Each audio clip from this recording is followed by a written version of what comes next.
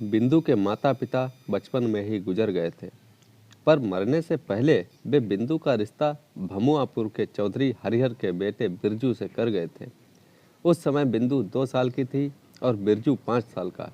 बिंदु के माता पिता के मरने के बाद उसे उसके चाचा ने पाला पोसा था।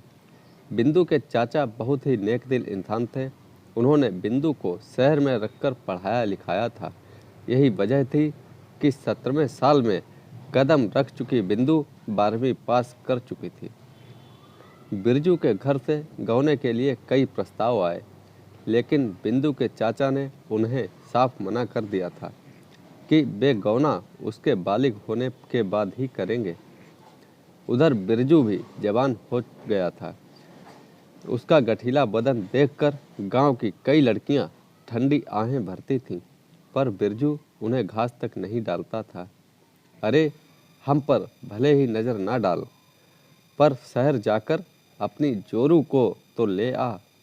एक दिन चमेली ने बिरजू का रास्ता रोकते हुए कहा, ले आऊँगा, तुझे क्या, चल हट मेरे रास्ते से। क्या तेरी औरत के संग रहने की इच्छा नहीं होती? कहीं वो तो नहीं है तू? चमेली ने एक आंख दबाकर कहा तो उसकी हम उम्र सहेलियां खिलखिलाकर हंस पड़ी। चमेली, ज़्यादा मत बन, मैंने कह तो दिया, मुझे इस तरह की बातें पसंद नहीं हैं। कहते हुए बिरजू ने आंखें तरेरी तो वे सब भाग गईं। उधर बिंदु की गदराई जवानी व अदाएं देखकर स्कूल के लड़के उसके आसपास मंडराते रहते थे। गोरा बदन, आंखें बड़ी बड़ी, उभरी हुई छाती। जब बिंदु अपने बालों को झटकती तो कई मजनू आहें भरने लगते। बिंदु को भी सजना संवरना भाने लगा था। जब कोई लड़का उसे प्यासी नज़रों से देखता तो वह भी तिरछी नज़रों से उसे निहार लेती। बिंदु के रंग ढंग और बिरजू के घर वालों के बढ़ते दबाव के चलते उसके चाचा ने गौने की तारीख तय कर दी और उसी दिन बिरजू आकर अपनी दुल्हन को ले गया। शहर में पली बढ़ी बिंदु को गांव में आकर थोड़ा अजीब तो लगा, पर बिरजू को पाकर वह सब कुछ भूल गई। बिंदु को बहुत चाहने वाला पति मिला था। दिन भर खेत में जी तोड़ मेहनत करके जब शाम को बिरजू घर आता तो बिंदु उसका इंतजार करती मिलती। रात होते ही मौका पाकर बिरजू बिंदु को अपनी मजबूत बाहों में कसकर जकड़ लेता और अपने तपते होंठ उसके नरम गुलाबी होंठों पर रख देता था। कब 2 साल बीत गए पता ही नहीं चला। बिंदु और बिरजू अपनी हसीन दुनिया में खोए हुए थे कि एक दिन बिंदु की सास अपने पति से पोते की चाहत जताते हुए बोली, बहू के पैर अभी तक भारी क्यों नहीं हुए? सच्चाई तो यह थी कि यह बात घर में सभी को चुभ रही थी। सुनो, एक दिन बिरजू ने बिंदु के लंबे बालों को सहलाते हुए पूछा, हमारा बच्चा कब आएगा? मुझे क्या मालूम, यह तो तुम जानो। कहते हुए बिंदु शर्मा गई। माँ को पोते का मुंह देखने की बड़ी तमन्ना है। और तुम्हारी? वह तो है ही मेरी जान। बिरजू ने बिंदु को खुद से सटाते हुए कहा और बत्ती बुझा दी। मुझे लगता है बहू में कोई कमी है। 3 साल हो गए ब्याह हुए और अभी तक गोद सूनी है, जबकि अपने बिरजू के साथ ही गोपाल का गौना हुआ था। वह तो 2 बच्चों का बाप भी बन गया है। एक दिन पड़ोस की काकी घर आई और बोली।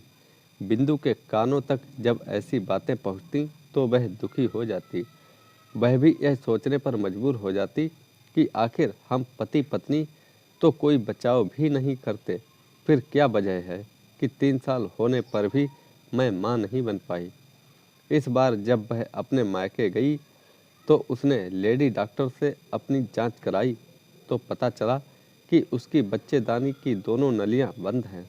इस वजह से बच्चा ठहर नहीं रहा है। यह जानकर बिंदु घबरा गई। क्या अब मैं कभी मां नहीं बन पाऊंगी? डॉक्टर से पूछने पर बिंदु का गुलाबी चेहरा पीला पड़ गया।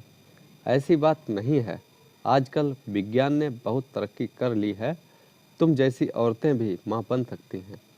डॉक्टर ने कहा तो बिंदु को चेहरा खिल उठा। गांव आकर उसने बिरजू को सारी बात बताई और कहा, तुम्हें मेरे साथ कुछ दिनों के लिए शहर चलना पड़ेगा। शहर तो हम लोग बाद में जाएंगे, पहले तुम आज शाम को बंगाली बाबा के आश्रम में जाकर चमत्कारी भभूत का प्रसाद ले आना। सुना है कि उसके प्रसाद से कई बांझ औरतों के बच्चे हो गए हैं। बिरजू बोला, यह तुम कैसी अनपढ़ों वाली बातें कर रहे हो? तुम्हें ऐसा करने को किसने कहा? माँ ने। बिंदु ने कहा, देखिए माँ जी तो पुराने ज़माने की हैं, इसलिए वे इन बातों पर भरोसा कर सकती हैं, पर हम तो जानते हैं कि ये बाबा वगैरह एक नंबर के बदमाश होते हैं। भोली भाली औरतों को चमत्कार के जाल में फंसाकर, नहीं मैं तो नहीं जाऊंगी। किसी के पास बिंदु ने बहुत आनाकानी की, पर उसकी एक ना सुनी गई। बिंदु समझ गई कि अगर उसने सूझबूझ से काम नहीं लिया तो उसका घर संसार उजड़ जाएगा। उसने मजबूती से हालात का सामना करने की ठान ली। बाबा के आश्रम में पहुंचकर बिंदु ने 2-3 औरतों से बात की तो उसका शक सच्चाई में बदल गया। उन औरतों में से एक ने उसे बताया, बाबा मुझे अपने आश्रम के अंदरूनी हिस्से में ले गया, जहाँ घना अंधेरा था। फिर क्या हुआ तुम्हारे साथ? पहले तो बाबा ने मुझे शरबत जैसा कुछ पीने को दिया। शरबत पीकर मैं बेहोश हो गई, और जब मैं होश में आई तो ऐसा लगा जैसे मैंने बहुत मेहनत का काम किया हो। और बबूत? वह पुड़िया यह रही। कहते हुए महिला ने हाथ आगे बढ़ाकर बबूत की पुड़िया दिखाई तो बिंदु पहचान गई कि वह केवल राख ही है। अगले दिन बिंदु फिर आश्रम में गई। तभी एक सास अपनी जवान बहू को लेकर वहां आई। उसे भी बच्चा नहीं ठहर रहा था। बाबा ने उसे अंदर आने को कहा। उसके बाद बिंदु की बारी थी, पर जैसे ही वह औरत बाबा के साथ अंदर गई, बिंदु भी नज़र बचाकर अंदर घुस गई। बाबा ने उस औरत को कुछ पीने को दिया। जब वह बेहोश हो गई तो बाबा ने उसके कपड़े हटाकर, बिंदु यह सब देखकर हैरान रह गई। उसने इरादे के मुताबिक अपने कपड़ों में छिपाया हुआ कैमरा निकाला और कई फोटो खींच लिए। वह औरत तो बेहोश थी और बाबा वासना के खेल में मदहोश था। भला कैमरे की फ्लैश पर किसका ध्यान जाता। कुछ दिनों बाद बिंदु ने भरी पंचायत में थानेदार के सामने वे फोटो दिखाए। इससे पंचायत में खलबली मच गई। बाबा को उसके चेलों समेत हवालात में बंद कर दिया गया, पर तब तक अपने झूठ चमत्कार के बहाने वह ना जाने कितनी ही औरतों की इज्जत लूट चुका था। खुद सरपंच की बेटी बिमला भी उस पाखंडी के हाथों अपनी इज्जत लुटा चुकी थी। पूरे गांव में बिंदु के हौसले और उसकी सूझबूझ की चर्चा हो रही थी, जिसने न केवल अपनी इज्जत बचा ली थी, बल्कि गांव की बाकी मासूम युवतियों की जिंदगी बर्बाद होने से बचा ली थी। शहर जाकर बिंदु ने डॉक्टर से अपना इलाज कराया और महीने भर बाद गांव लौटी।